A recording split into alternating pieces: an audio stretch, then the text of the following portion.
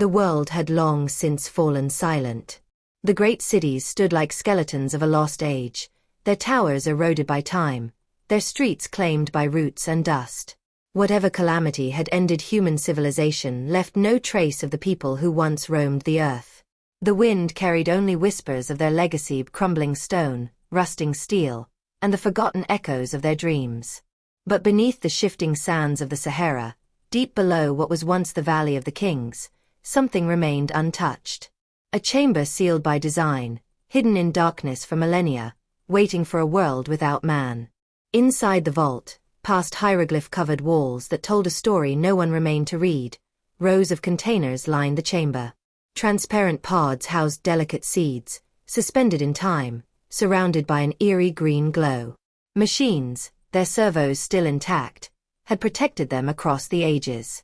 A symbol was carved into the stone above the vault's core, the Eye of Horus, a mark of vigilance, of rebirth. Beneath it, an inscription written in a language that no living thing could now decipher. To those who find this, know that we dreamed of a second beginning. When the sun sets on humankind, let the earth bloom once more. The vault was not silent. A pulse of energy ran through its veins, an ancient automation, still carrying out its unseen instructions. Sensors, reading the composition of the outside world, stirred for the first time in thousands of years. The atmosphere was stabilizing. Radiation had faded. The earth, in its quiet patience, had begun to heal. A faint click echoed through the chamber. One of the containment units disengaged, its metal seal hissing as it released its treasure. The seed, no larger than a grain of sand, tumbled into a bed of nutrient-rich soil. A mechanical arm moved with careful precision, covering it, hydrating it, feeding it warmth. Nothing happened at first. Then, something stirred beneath the soil. A thin green tendril curled its way toward the artificial light, sensing a world beyond. The Pharaoh's last seed had awoken. The first sprout shivered, stretching toward the dim glow of the vault's ancient lighting system. It did not know it was alone. It did not know it had been waiting for the return of a world that no longer existed. All it knew was to grow. The vault systems, still functional despite the decay of time, whirred into action. Moisture dripped from unseen pipes, saturating the soil with the perfect blend of nutrients. Artificial warmth bathed the chamber, mimicking the sun that had long since turned its gaze from human hands. The sprout responded, unfurling its first translucent leaves, as if reaching for the ghosts of its creators. Then, the second seed cracked. Another sprout emerged, then another. Rows of pods, untouched for millennia, began to unlock in careful succession. The Pharaoh's last garden, engineered for endurance, had been designed for this moment. But outside the vault, the world remained still. The desert, vast and endless, had swallowed empires whole. The great rivers had changed their paths, carving new veins into the lifeless land. Oceans had risen and fallen, shaping the bones of continents into unfamiliar forms. No voices called out in the darkness, no hands reached for the past. Yet, the plants did not care. Roots slithered deep into the soil, questing for ancient minerals. Leaves darkened as they thickened, adapting to the sterile air of the vault. One by one, the mechanisms within the chamber began to fail. The machines had done their part, they had guarded, they had nurtured. Now, they flickered, sputtered, and fell silent. Still, the plants endured.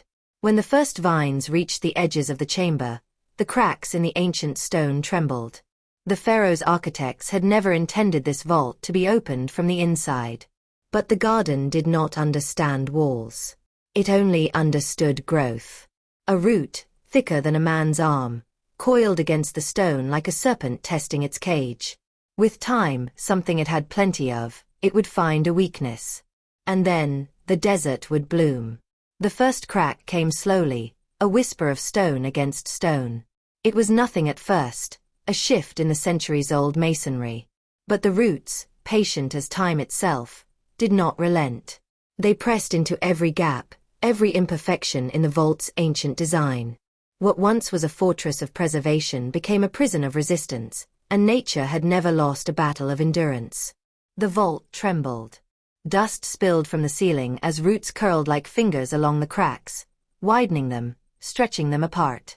The plants, engineered to survive an apocalypse, were awakening into a world where nothing stood in their way.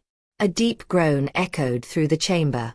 Then, with a final shuddering snap, a section of the vault's ceiling collapsed. Sunlight, golden and fierce, poured into the chamber for the first time in thousands of years.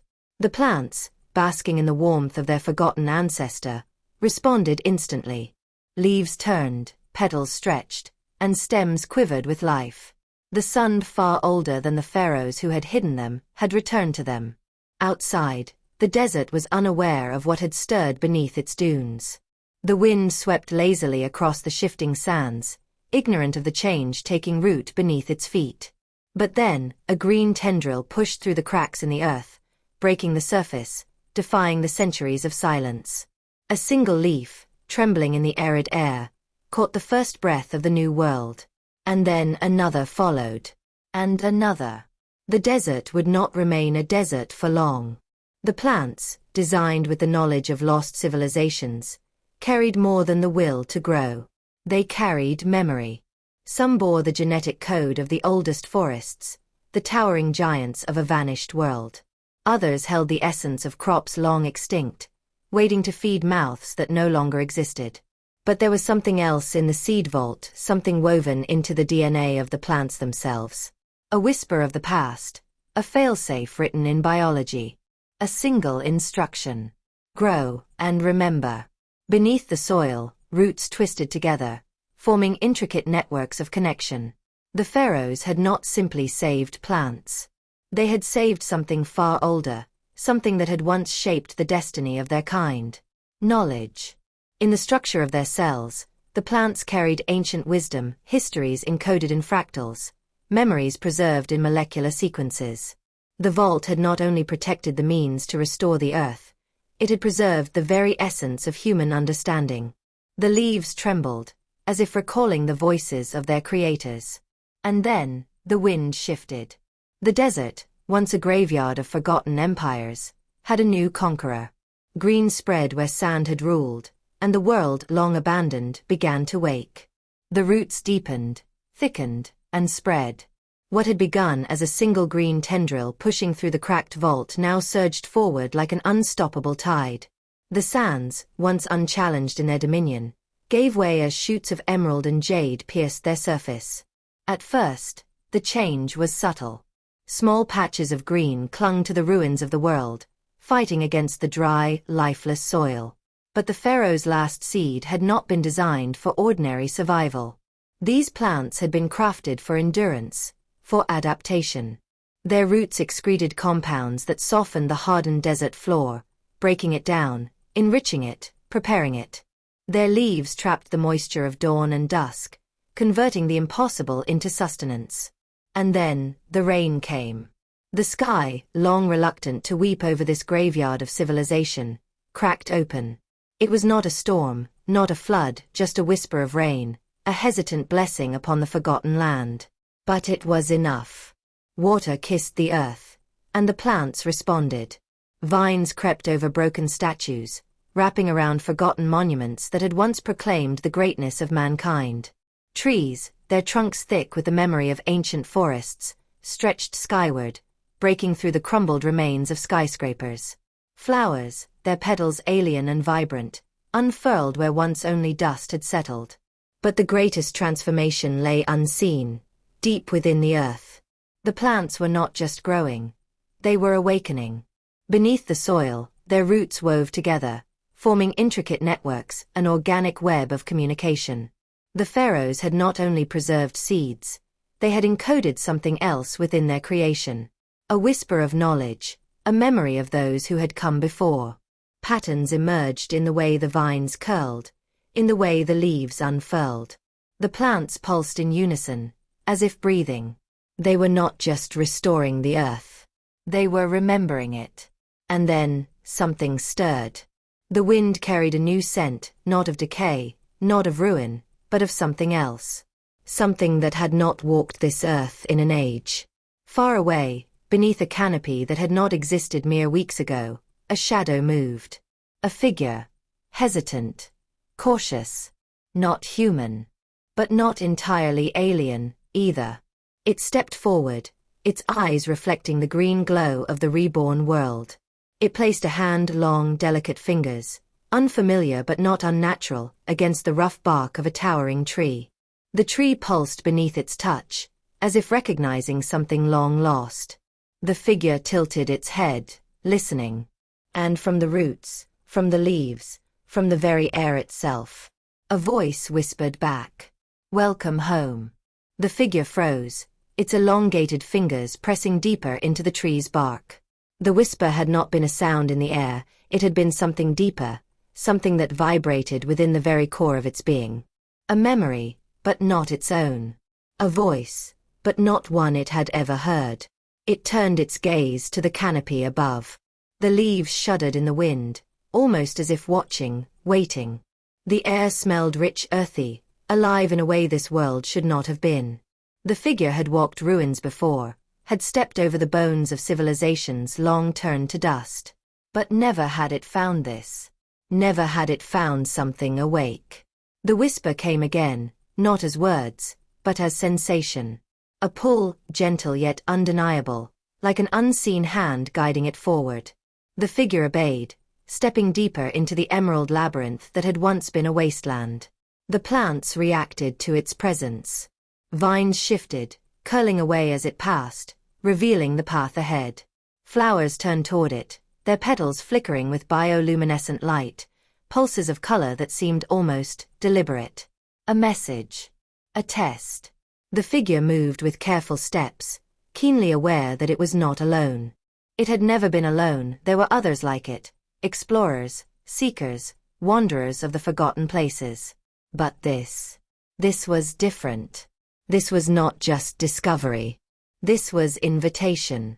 It reached a clearing, where the roots of an immense tree twisted together, forming a natural throne. The tree was ancient, not in years, but in presence. It pulsed with life, its bark inscribed with symbols that had not been carved by hands, but grown into being. The figure knelt, placing both hands against the tree. And the world opened. Memories flooded through its mind, not its own, but echoes of a species long gone. Visions of towering monuments reaching toward the sky, of hands shaping stone, of voices rising in song and laughter and war. Then, the fall. The silence. The waiting. The figure gasped, staggering back, overwhelmed. It understood now, this place, this life, was not an accident. It was a plan, a gift, left behind by those who had once ruled this world.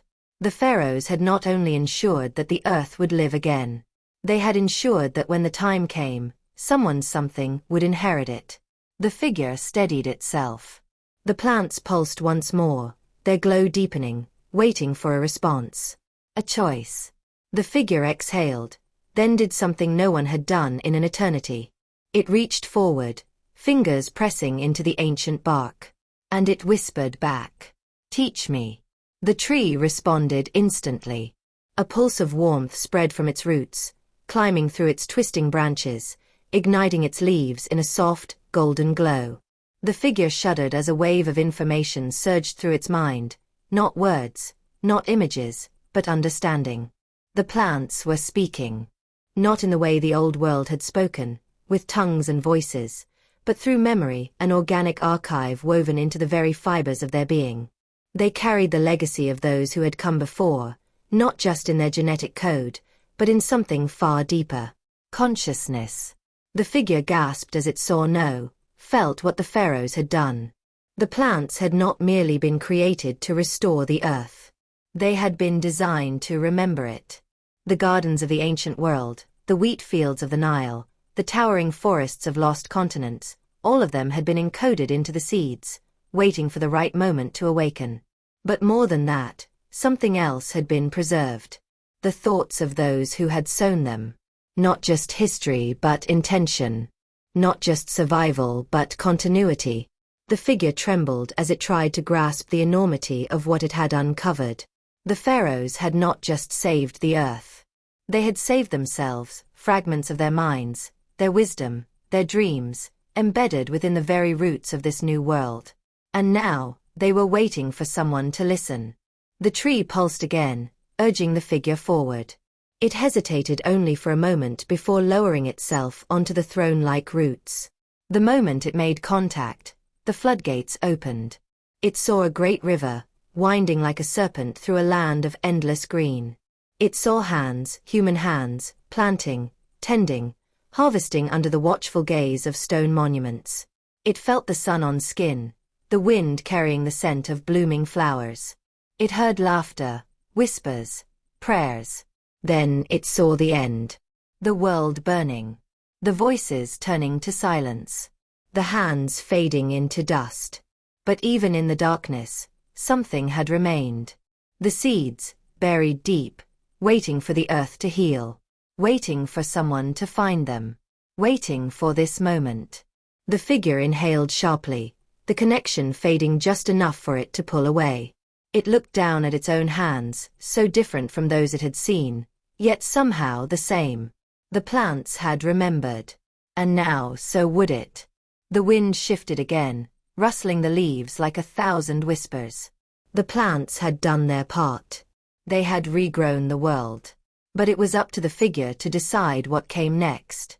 It looked around at the reborn earth, at the vines reclaiming the ruins, at the forests rising from the ashes of a forgotten age. It was no longer just an explorer, no longer just a wanderer of dead civilizations. It was an heir, a steward, the last will of a species long gone.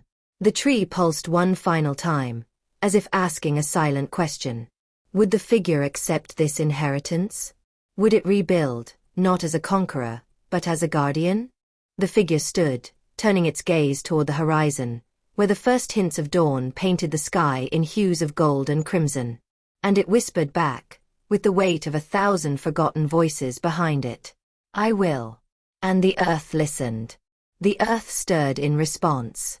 The roots beneath the figure's feet shifted, a gentle vibration rolling through the soil as if the world itself was exhaling for the first time in an age. The plants did not speak in words, but their message was clear. It begins. The figure stepped forward, leaving the throne of roots behind. The canopy above rippled with soft, bioluminescent waves, guiding its path. The plants had waited patiently for this moment, and now they were ready to share everything. It moved through the emerald corridors of this new world, absorbing the knowledge written into the vines, into the bark of the trees, into the very scent of the air. It was more than history, more than memories. It was purpose. The Pharaohs had known their time would end, but they had refused to let oblivion claim them. They had encoded their survival into the very thing that could never be destroyed, life itself. But they had left behind more than plants. They had left behind the foundation of a civilization waiting to be reborn.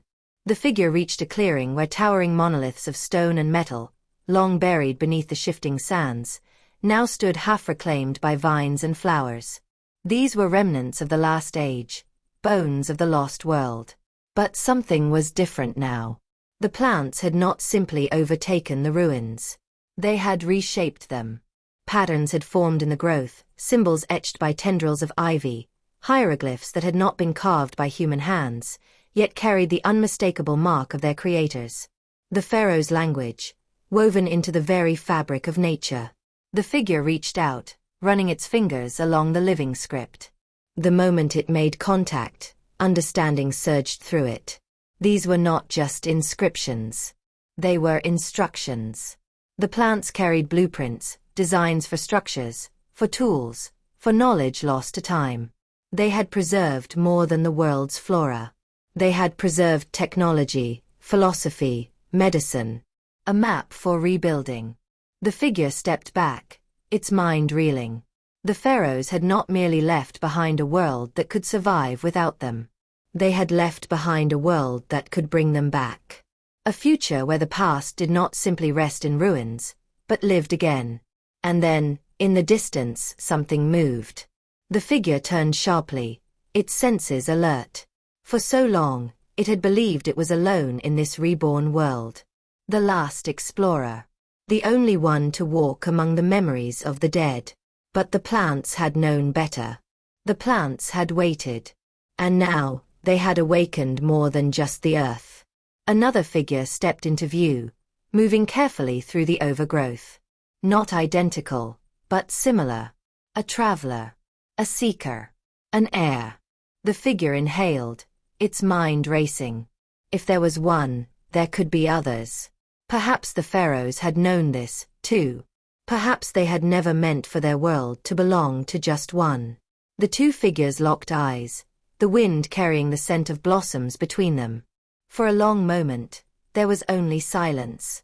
And then, in unison, as if carried by the whispers of the earth itself, they both reached forward, touching the vines. And the world answered.